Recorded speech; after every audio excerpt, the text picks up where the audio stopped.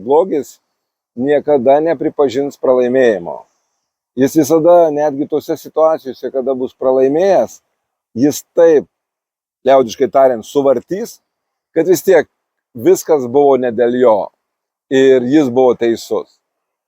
Blogis visada liks laimėtojų. Kokia situacija bebūtų, jisai taip sudėlios visas kortas, taip sudėlios situaciją, kad jis išliks ant arklio. Jis visada liks tas teisuolis, teisinguolis, kas tai bebūtų. Blogis visada laikys pyktį iki pabaigos. Jis gali pykti labai ilgai, jisai neatleidžia, jis ypatingai neatleidžia pralaimėjimo.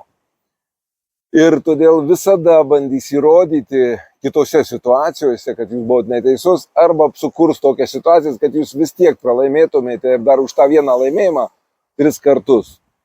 Todėl tai ilgas toksai nuoseklus, savotiškas net kankinimas žmogaus tuo savo blogiu, kada aš visada teisus, aš visada turiu laimėti, aš niekada nepralaimiu ir jeigu jau yra kas man maišo, aš būtinai atkeršysiu.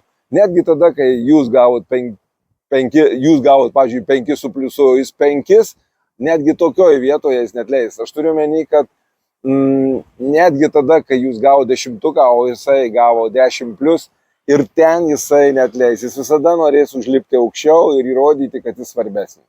Taigi, blogis, dar kartą kartoju, neatleidžia.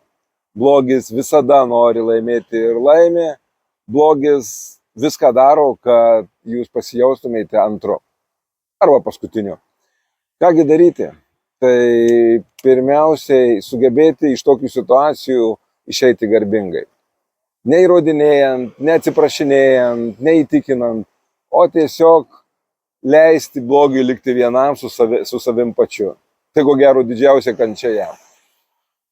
Antra, jeigu jau tenka kažką sakyti, tai tik tai užbrėžkite savo ribas, parodykite, iki kur galite įsileisti tą blogį, o kur jau neįsileisite, netgi tada, kai jis bus gėris, jam taip atrodys ir jis bus teisus.